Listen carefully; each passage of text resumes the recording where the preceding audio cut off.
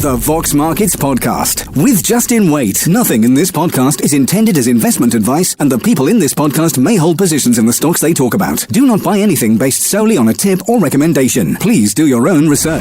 Welcome to the podcast on Thursday, the 15th of April, 2021. On the podcast today, Vadim Alexandre, Head of Healthcare at SP Angel, discusses Novacyt's contractual dispute with the DHSC, which they say will have a material impact on Q4 2020 revenues. Also on the podcast, at the end, two lists I have for you. As always, the top 5 most followed companies on Vox Markets in the last 24 hours and the top 5 most read RNSs. By the way, you can see both these lists at voxmarket.co.uk. We'll also see a plethora of other content. I lost the word there. You've got an article on React. See strong organic growth. There's also a video there on Northbridge Industrial Services with Paul Hill talking there, and of course Peter Harris there of Northbridge. Plus there's an article on Deliveroo and 600 Group and Iofina. Plus, let's check out the COVID-19 index. Biggest rise of the day. Totally PLC doing very well. Wendy appeared on the podcast, of course, the other day, and very confident about the future. And of course, this year as well has been very good for them. Biggest faller is Hemogenics Pharmaceuticals, and in fact, next to that is Novacyt. They're down 3.8% to 408, and Hemogenics is down 6.25 to 4.125. Check that out at voxmarkets.co.uk. Vox Markets is an online community of investors that runs a free mobile and desktop platform that allows you to track news and updates about any UK-listed company, offering RNS push notifications, detailed charts, pricing data, and much more. Find out more at voxmarkets.co.uk/app. And joining me on the podcast right now is Vadim Alexandre, Head of Healthcare at SP Angel. You all right, fella? How are you doing, Justin? Yeah, I'm good. Now, it happened last week, but it's been a king of the testing stocks. You know, it's been the best performer last year, Novacyt. It did, 60 times its original value in 1 year in 2020. And this was because it really cashed in and you know, it hit it out of the park. It was the poster child for cashing in on COVID testing. And then, it's been rallying strongly. In fact, it seemed undervalued, some people may say. But of course, we have lack of transparency of foresight for how long this testing will be around for. So I suppose that, if anything, correct, it drags on the price a bit, because, you know, when you look investing in normal stocks, you want to be able to say 12 months, 3-5 years out maybe, looking at that kind of revenue, but you can't with these kind of companies because you don't know how popular it's going to be. But then we had this bombshell last week. Tell us what happened. Yeah, so this is Novacyt, correct? Yeah. It was quite a difficult announcement, I think, for the company to make, in that you look at contract law, and they were relying on a contract from the DHSC, which is quite substantial. This was announced. The contract was announced in September last year, and it looks like the DHSC and Novacyt are now in dispute over this contract, and that's what the announcement said. So there's implications for future revenues on that contract, and certainly that, I think, is now pretty much no longer a question for the business. They don't expect much revenues from the DHSC contract, which means that their forecasts for this year are pretty significantly compromised. So that's what the announcement essentially said. The other bit that's a bit of an uncertainty still, well, it's considerable uncertainty, is this Q4. They say that Q4 last year could also be in dispute as part of this contract dispute with the DHSC. So, there might be a clawback as well. Yeah, so saying, I'm just reading now, regrettably, the parties are now in dispute regarding the contract, which may have material impact on Q4 2020 revenues. And they say they're taking legal advice. So I don't understand what could be in dispute? The amount they're supplying, or the amount they're getting for the tests, or all of that, or what? I think, there's very little detail in the announcement, right? But here's what I think is happening, and this is not, this is just my own guess, is that I think the DHSC is in a position where it has too many tests. I think that's just the bottom line now. You're seeing it elsewhere. They've had some other contract disputes with other listed businesses. And what I kind of glean from the press is that they are saying there was some talk of, first of all, FTSE 100 companies receiving tests for free. Then it went down to companies with 500 employees, then every company in the UK can get a test for free, and then now every UK citizen can get a test, 2 tests a week for free. Okay, so it looks like I think there might be an over-purchasing of tests. Now, who knows if that translates directly into this dispute? I just don't know. But I'm starting to get the sense that the DHSC is probably full up on testing for some time. Certainly in this announcement, they make it pretty clear that they don't expect much from the DHSC in the coming year. And then now this dispute resolution is to resolve, what's been ordered to date. So we're going to have to be, I think, at some level, we're in the dark as to when that dispute will get sorted. And, that's kind of the negativity around this statement. Kind of the silver lining there is that they did announce Q1 revenues, and they're substantial again. It's 83 million in revenues, and the other bit to that bit of the announcement is that the 50% of that 83 came from other sources, which I still think is that surprised me. That silver lining, I think, is important in that it is not all gone to zero. Right? Yeah. But no, exactly. Yeah. 83 million euros, approximately 50% of Q1 revenue driven by sales from DHSC. But part of me thinks they're probably above 50, just a bit, and then they've said, right, it's about 50. But what's worrying here is that I can see the narrative, because if you go back when, the government was really up against it with deaths and cases, and, the way out of this is a vaccine and testing, and yet they didn't have a vaccine, of course, back in the day, this time last year. So they were throwing everything they could at getting testing up. And, they said, we're going to get as many tests as possible. We're going to test 1 million people a day.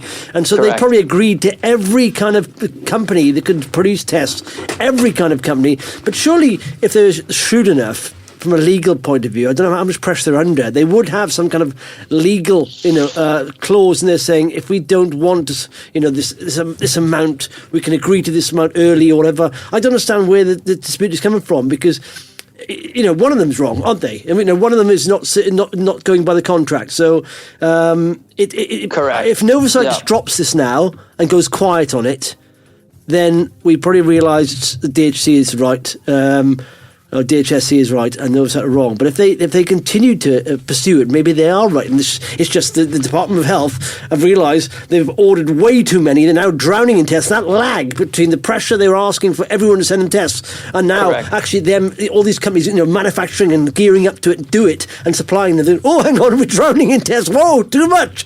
And exactly. So yeah, exactly. I mean, it's interesting to see how this plays out. Who's at fault here? Because Correct. It's, so on that, the statement does say they're in a strong contractual position and they're confident and are pursuing it. And if that's the case, and I think it is, they have every right to do so.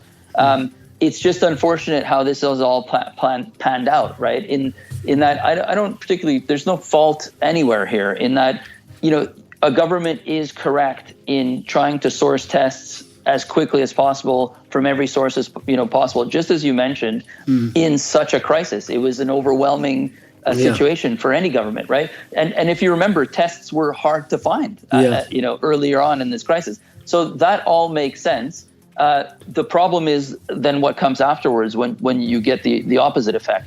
Do you break contracts, or do you find loopholes in contracts, or do you all of that is still to come, is to figure out what happens next. Is the contractual? I would think that both parties are interested in a contractual dispute ending as quickly as possible, right? So my hope is to see an end to this dispute quickly, whether it's a settlement and a sterling figure attached to that, or anything protracted is bad for both parties. Actually, it's no good. It's not good press for the DHSC either to be putting pressure on local champions that were quite instrumental in helping the government at the time of in the beginning of the crisis, right? So I'm hoping to see it resolved, but unfortunately, right now there's no for that element, it's hard to say what's going to happen. I do think Novacyt, because they stated it in their announcement, is in a strong contractual position. But then again, these things could take a long time sometimes. I just don't know. That bit is unclear. I think that's what's taken, a pretty hit. They've taken a pretty big hit in their shares. the part that I do find encouraging is the 40 million in non-DHSC revenues. That was more than I expected. Yeah. It's quite a bit, and it goes to show you how things are shifting to the private sector, and in this company's case, to the international sector as well. So there, that's it. I wouldn't annualize that until we get more visibility, but you're still talking about significant revenues this year. Yeah. Right? Well, the thing is, does this have a knock-on? Because, I was chatting to Jay LeCuse, who's executive chairman of Source Bio, and they've knocked it out of the park as well as far as testing is concerned. I mean, this is the financial results. Their revenue increased by 139% to £50.7 million. Gross profit increased by 135% to £20.5 million. Cash balance went up from 1.2 million to 8.4 million. So, they've triple-digit percentage gains on all the things. But he was saying, I can't think of the company, but Boston someone, who was a research company, and they were saying they believe testing will peak. I think I don't want to get this wrong. I think he was saying mid-2021 COVID testing, and then the taper off. There'll be other variants, of course. It won't just drop off a cliff, but then there's another year maybe of COVID testing. Then when everyone's vaccinated, it won't be such a problem. The world still needs to be vaccinated. So this thing with the DS, the Department of Health there, did it knock other companies? I mean, you mentioned other companies there, where the testing companies also had issues. I mean, I assume this is a problem. If the Department of Health now is saying we need to cut back on these tests, they're coming in through the door, we can't control it, we got too much coming in. Surely it's not going to impact just one company. Because I remember looking I was surprised at how fast companies, fair play, how fast companies can pivot, and start supplying COVID tests. And companies on the tender list for the NHS from all around the world, from China, from America, everywhere. And I thought, wow, it's very competitive. I thought it was quite a specialist thing. I suppose it is, but there's still lots of companies doing it, Yeah. Well, I think, okay, so you and I have been discussing this for quite some time, and it was always difficult to call the end of the peak, right? But I think we were discussing exactly that. I mean, certainly our forecast was that H1 this year would be the end of the peak, and then it would start to migrate downwards towards a new normal. Okay, so two things. One is the bit that surprised me is the abrupt contract type disputes that with the DHSC. That is a bit of a surprise, because a contract is a contract, right? You know what I mean? Yeah. And how these contracts end to have a contract dispute would be kind of an ugly denouement to this whole thing, right? Yeah. But nevertheless, it is what it is for that bit, okay? Mm-hmm. But what I do find interesting is how this is all going to come back to what the new normal is. And it's that new normal that I see the silver lining in that second bit of the revenues in Q1. You see it, now I'm talking more generally, using Novacyt as a barometer of what that new normal could look like, okay? Yeah. And, 40 million in private and international sales is quite a substantial amount for one quarter, right? Mm-hmm. You're talking about Source Bio, that's a good example. We are probably looking at a new normal that is substantially higher than what we had pre-COVID. And I do think that there might be some surprises in terms of variant testing, right, that are coming, as in upside surprises to demand for variant testing, right? Because we're clearly going to need variant testing, and that's in the pipeline, or from others, but from Novacyt certainly. So hopefully we'll see a substantial run rate of new normal in the next quarters. Okay, I do think the DHSC game is up. I do think that. I think that if they're breaking, or and again, I don't want to put words into people's mouths, but if there's a contract dispute across the board with others as well, I would expect that. I think you're right. I think you would expect that from others. I think Abingdon and Omega Diagnostics, or other listed businesses in this space, were part of a consortium that also had some kind of dispute. I don't know too much about the details of the dispute, but it was similar. So, I wouldn't expect much more from the DHSC across the board. I think we're in a situation where they've overpurchased, and now they're unwinding that. And how that looks is hard to tell. But what I would look for is the new normal in private testing, exports, and new tests being administered, like variant testing. Yeah. So that's where I'd look. And that's the stock is re-rated, and then you have to make a decision as to whether or not, the dispute hangs over it, unfortunately, because I think we need resolution on that. and whether positive or negative news flow comes out of it is hard to tell.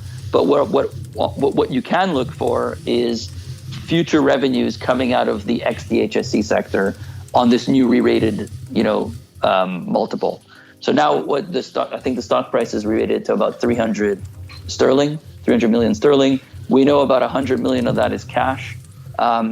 Again, ex-dispute, the dispute, we don't know what the clawback could be. But nevertheless, you're looking at revenues this year of 83 in the first quarter. Who knows what the subsequent 3 quarters are going to be? But if you've done 40 in ex-DHSC revenue in the first quarter, then you should expect some more in the next 3 quarters. And I think that sector is growing. Mm-hmm. So if the company ends up with over 100 million in revenues this year, then you have to look at, it's trading on 2 times revenues, right? EV to revenues, right? So then yes, there's this dispute, which is hard to tell what's going to happen, but that's substantial revenue still in this business. Yeah. So those are the calculations. I think it's too early to tell today, but I think we're gonna we'll get some more visibility with the company's results. Hopefully, we'll have an outlook statement there and get some more clarity in the coming couple of months. Yeah. Wow, it's a big drop there. But one thing I do know, the time to get into this was last year. Yeah, no, it's it absolutely. I have to say this is quite disappointing. I mean, in fact, not even last year. If you got into this, I suppose any time pre-May this time last year, but in fact, this time last year would have been perfect because in fact it spiked up. In fact, look at that first day. What day are we today? It was 15th. Yeah. Well, on the 9th of last year, 14th already, 9th of 14th, on the 9th it already spiked. It went up 46% on the 9th of April last year. And that was the start of the realisation that Novacyt, wow, they've got something here, and some clever people, fast people were in that then. Was that what did you get into it? I never held this stock, unfortunately. I missed it. It's one of my great misses. But yeah, no, last year was a phenomenal return for the business. It's still actually, trading at a level, that was never expected in Q1 last year, right? It's still, up from lows of about, I think it hit a low of 6 or 7p in November 2019. So here we are up substantially still from then. But, that's little consolation to people who got in, over 500p, right? It hit highs of 1,200p, so 12 pounds. So, but again, no one would have expected a contract cancellation from the DHSC. That is, that's kind of painful. Yeah, well, do you know what? In fact, going back last year, then the 8th of April, they announced a partnership with AstraZeneca, GlaxoSmithKline, University of Cambridge, and then the same day, at 7 a.m., a COVID test eligible for WHO emergency use listing. So 2 bits of news. And on the 6th of April as well, diagnostic, it's almost a year ago now, wow. Diagnostic regulatory update and all that stuff. When was coronavirus, the first bit of news there, because the rise was phenomenal. Let's be honest, if you started the year, when we started to hear about it, 24 pence it was at, and it rose to like 12 quid. Wow. That's phenomenal. But now it's back at 4 quid. Now it's back at 4 quid. But it's almost like a year. That's it's gone by very quickly. It was still, I remember doing a survey on Twitter when first coronavirus came out, and I think it was back in almost more than a year ago, saying, do you think we'll still be talking about COVID in 6 months' time? And literally, it's more than a year's time now, and we're still talking about it, and it's still dominating the headlines pretty much, isn't it? And I think that's where kind of this is, look, it's disappointing to see this because a contract dispute is not what was expected. I was hoping, even if we didn't get the second phase of this contract triggered, I would have at least expected to the existing contract to be honored. Okay. Yeah. So, and that was in line with the forecast, is that then you would see, peak sales of COVID come down in the second half of this year in a more systematic way instead of in this abrupt way. And then down to a new normal where actually you'll see the underlying sustained demand for COVID products come through. And that's where I think, you just said that, 6 months ago, we never thought we'd still be talking about this, about COVID. And in 6 months from now, if we think we're not going to be talking about it anymore, I think that's also wrong. I think we're still going to be talking about it in 6 months. I think I think it'll taper off now because we'll get variants. But I mean, it's like anything. The biggest hurdle, isn't it, is actually getting a vaccine for the first strain out there. And once you've got that, you can tweak it. But getting that first vaccination that's effective, and you know it's effective, it gets all through the regulatory hurdles there as well. That's the biggest hurdle. So I think now we'll taper off because, like you said, Pfizer apparently they were saying this is still high efficacy against all other variants so far, South African and Brazilian ones. So So I don't think I know the media like to play. They know fear sells, and they say, "Oh, there's people dying at age 40 in Brazil," but they are using the Chinese vaccine, which got 50% efficacy, and just over that. And so on vaccines, though, you just bring up another point. You know how we're talking about over-purchasing in diagnostics? Well, I think the same thing is there's going to be an echo in vaccines. We've almost, we know there's going to be an over-purchasing problem with vaccines as well, because we know we've ordered, I don't know, hundreds and hundreds of millions of doses. 300 million, I think we've ordered. It's 5 times the population. But I mean, some of those, though, I suppose, will go out of date as well, because you get so many variants, you have to change them and tweak them. And so, already people are starting to worry about AstraZeneca. I suppose with that, though, the companies producing them are a lot bigger, aren't they? The testing companies are a lot smaller, so they can probably take the odd contract cancel on the chin. You're right. You're right. They're different beasts. They're much bigger companies, but expect some news flow there as well, right? Because now that we're seeing it in testing, the echo is we're going to see an echo in disputes on vaccines, and then again, some of those might get somehow transferred into repeat orders on future vaccinations. So there might be some quid pro quo there, on in those disputes. So you develop a new vaccine for the next variant or the next year or annual vaccine, and then we'll take a hit on some of the upfront vaccines that we've ordered. So look, but I do expect the situation. The one thing that's clear is that we've also over-ordered on vaccines. So expect more news on that front. Yeah. Cool, marvelous stuff. Yeah, it's funny how we've seen everyone rushing. It's the fallout now. We've got we had the super demand for it, and then the lack of supply. Then the supply really build up and meet that demand, but the supply keep building, and the demand going down a little bit now. They're going, hang on, whoa, it's going the other way now. We don't need the demand has gone down, the supply is over the top, and so it's gone the other way, isn't it? It's completely flipped. But very interesting as to what will play out here, because I'm surprised, like Novacyt say, they're in a strong position. We'll see who's cutting the corners here or trying to pull a fast one, because someone's gone. Yeah. It is a difficult thing, and look, don't want to get political in a podcast, but it is a difficult situation. The government needs to over-order. It in so doing, it shores up local. It needed domestic champions, because if you remember, everyone went domestic, right? No one could order internationally because every country was keeping tests for themselves. So they needed to produce them domestically, right? Companies like Novacyt met that demand by scaling up, right? And then to have that kind of pulled on them is also it's a tough pill to swallow. Yeah, do you see what I mean? Yeah.